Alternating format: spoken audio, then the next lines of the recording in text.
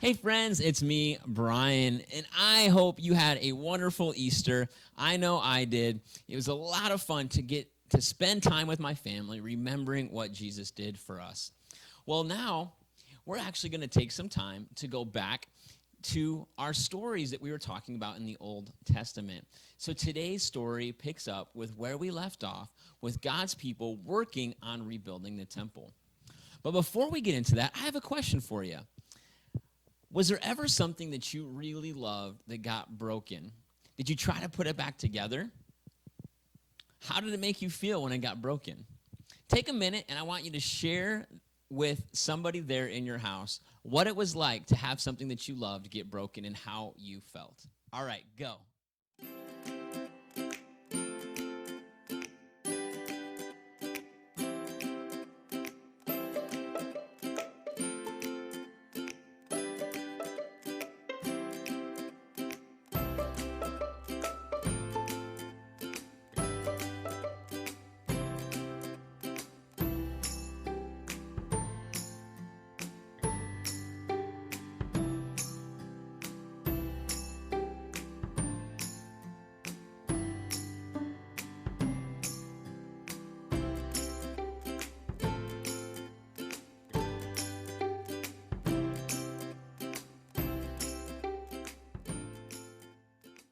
Welcome back. Hopefully you were able to share that with somebody around you. I know for me, there was times where I would build these amazing Lego projects that ended up getting broken by my little sister, my little brother. And sometimes that was really, really frustrating. And I was able to put it back together, and other times I wasn't. Well, today we're going to find out about how God's people had a hard time putting the temple back together and what ended up happening.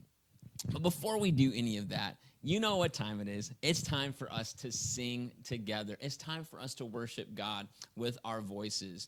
So I want you guys to stand up, get some room, and remember, even though you're home, you can raise your hands, you can do a little dance and have some fun.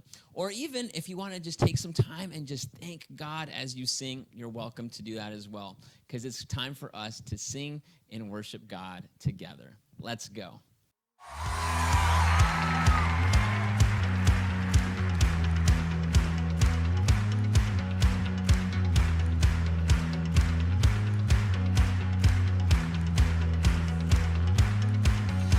Hope erupting, darkness shaking, faith is rising.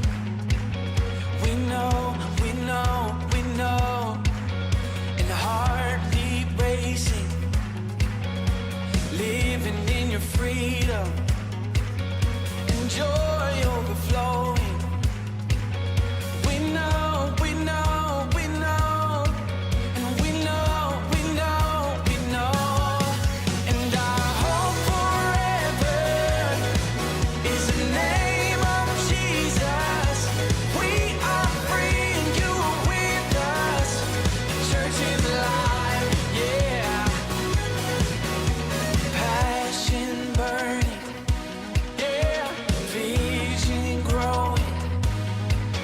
The church declaring, we know, we know, we know, we know, we know, we know, and our hope forever is the name of Jesus. We are free and you are with us. The church is alive, the church is alive, and our hope forever is the name of Jesus. We are free and you are with us. The church is alive, the church is alive.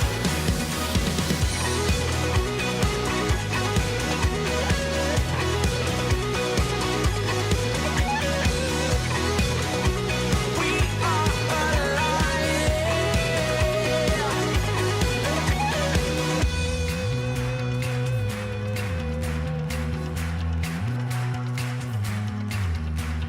This is what it sounds like. This is what it looks like. This is what it feels like when church is alive. This is what it sounds like.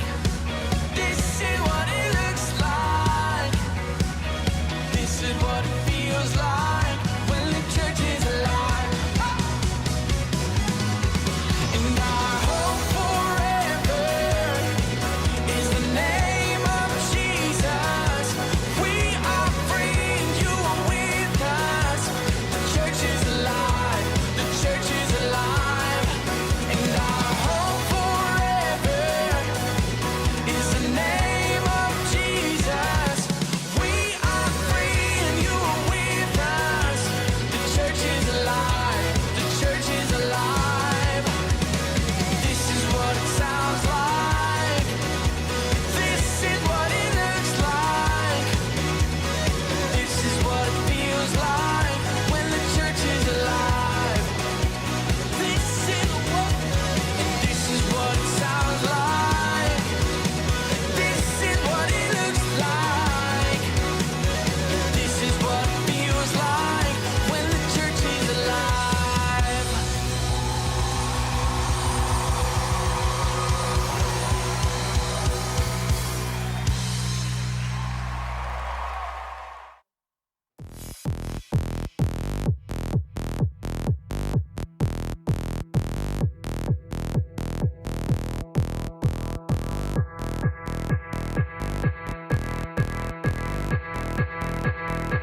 It's time to play some music.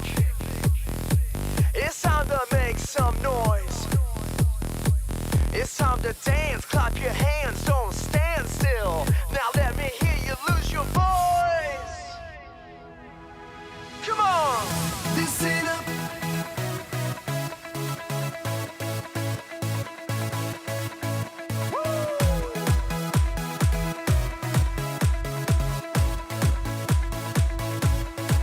Let's go! Listen up, we got a reason why we're singing. Who I wanna be. Take control, feel the music in your soul.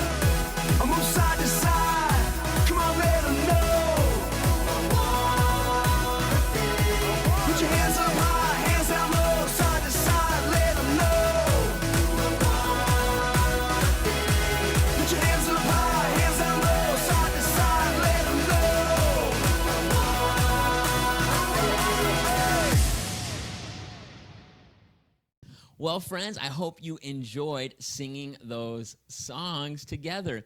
I know for me it's a lot of fun. So I don't know if you could tell by watching the video, but I have a lot of fun singing those songs with you guys. Well, now it's time for us to get into our lesson. And so I wanted to just point out a few pictures behind me and remind you about where we were and what's happening. So if you'll remember, God's people had been taken captive. Their enemies had came, destroyed the city, and taken them basically as prisoners in a different land. But God said that he would one day save his people and liberate them. And guess what? 70 years later, God did exactly that. He allowed his people to go back home and to start rebuilding the temple. And that's where we left off a few weeks ago. And today we're going to learn about how God's people continued to work hard until eventually they rebuilt the temple. But before we get into that, I want to encourage you guys. I know earlier we talked about how there were things in our lives that we really liked that sometimes get broken and how hard it was to put them back together. Well, in our story, that's exactly what happened to God's people. In fact, as they began to build, they got excited. But as the days and the weeks and the months went by of really, really hard work, God's people began to get discouraged. And not only that, but their neighbors were giving them a hard time. Well, in our video today, we're going to see how God sent a special prophet, one, to help encourage them to get started again, and so they did. And two, how God used another king to help make the neighbors stop picking on them. Let's go ahead and check this video out together. After living in Babylon for 70 years, God's people were home.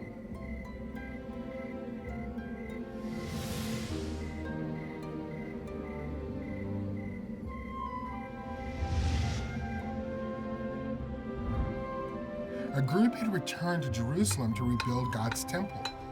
They had started the work, but their neighbors didn't want them to rebuild the temple, so they stopped building. The people made excuses. Maybe it isn't the right time to rebuild the temple, they said. They thought that because the task was difficult, maybe God didn't want them to do it.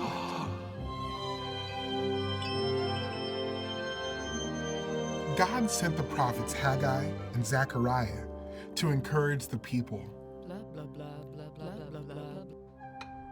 So the leaders, Zerubbabel and Joshua, started working on the temple again. At this time, Darius, the king of Persia, ruled over the land of Judah. The king was in charge of so much land, he put governors in charge of some of the land. A governor named Tattenai noticed God's people had started to rebuild the temple again. Tattenai talked to Zerubbabel and the others working on the temple. "Do you have permission to rebuild this temple?" Tattenai asked. The workers said, "We do." Tattenai sent a worker to King Darius. This is what Tattenai's letter to King Darius said. To Darius the king, this letter is to tell you that the people of Judah are building the temple of the great God. They said King Cyrus gave them permission to rebuild the temple. Please search the royal records to see if this is true.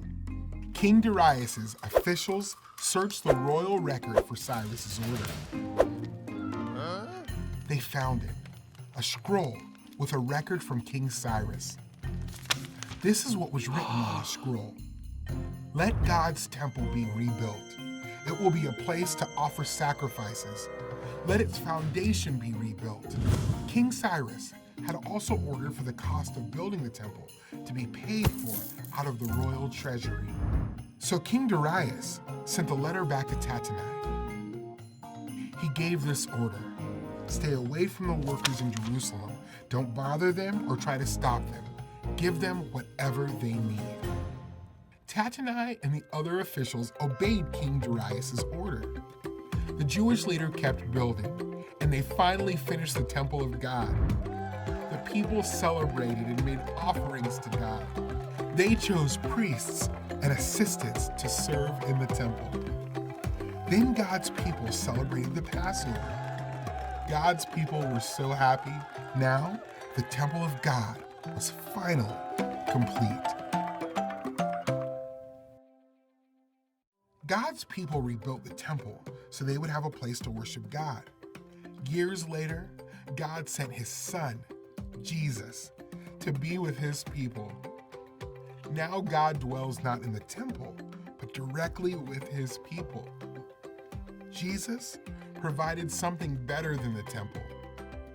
He gives us himself.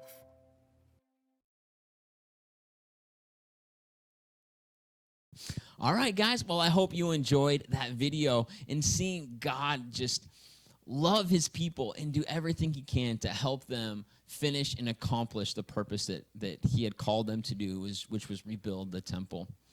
Well, now it's time for questions from kids. And it's such an interesting question because it's about how we should be gathering together as believers.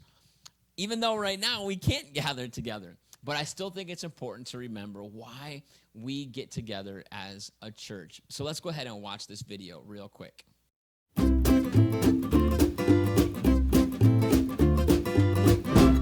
Hey there, I'm Pastor Brian, and it's time for Questions from Kids. Addison from Laurel, Mississippi asks, If God is everywhere, why do we go to church?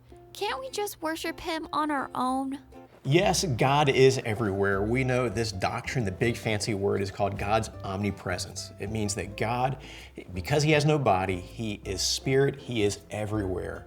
And so there's nowhere we can go where God is not, which is a great comfort, but also is something that is kind of sobering because when we are tempted to sin, we have to remember nobody else might be there to see us, but God is always there. He's aware. So for me, God's omnipresence is an encouragement, but also it's a way that helps me from sinning against him. But your question was really about worship. If God is everywhere, we can worship him anywhere. Why gather as a church? It's a good question. And let me just say, yes, we can worship God anywhere, and we should. The Bible says that our entire lives should be an act of worship. So whatever we are doing, we should be doing for his glory as worship to him. Why gather then? Well, here's the thing. Because our salvation is not just about us. It's not just about our relationship with God like it's one-to-one and other people don't matter. The Bible is clear. Yes, our salvation is individual, that God saved us individually. There's nobody else that had anything to do with that. Nobody else could help save us. It's just between us and God. But we're saved not to isolation, just us and God.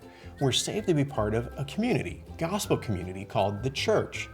And so we gather for that reason because we are a people together. We encourage one another. We spur each other to worship more beautifully together. We hold each other accountable. It's good for us to gather together as the body of Christ, understanding that we're not walking through this life alone. God has given us this family called the church.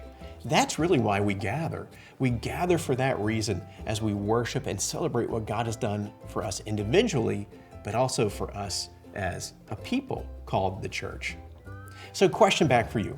How has the church helped your understanding of and love for Jesus?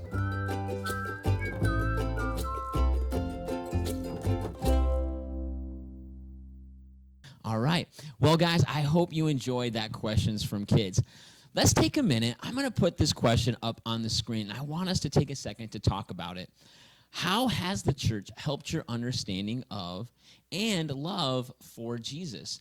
Take a minute to share that with somebody there in your house.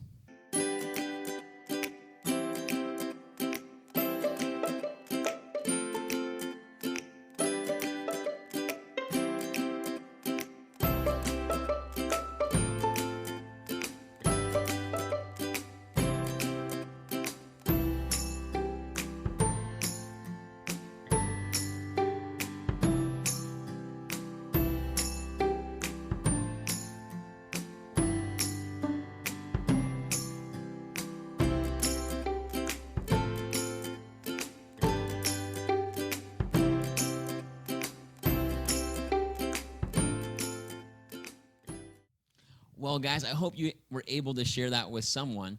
I know for myself, I like people. I'm a people person. So for me, being able to be around other people and as we worship God together, it's encouraging to me. It helps me know that There are other people who believe what I believe, who think the way I think, and who all want to see God's will done together. So that's why I love to gather together, and it's helped me grow in my faith as well. All right, well, now it's time for our big picture question, which is, how is Jesus the perfect prophet? And as you guys remember, Jesus is the perfect prophet because he perfectly revealed God the Father and fulfilled what God spoke. And so Jesus was the messenger. He shared everything that was on God's heart with us, with God's people, as well as fulfilled everything that God asked him to do. He was completely obedient, therefore making Jesus the perfect prophet.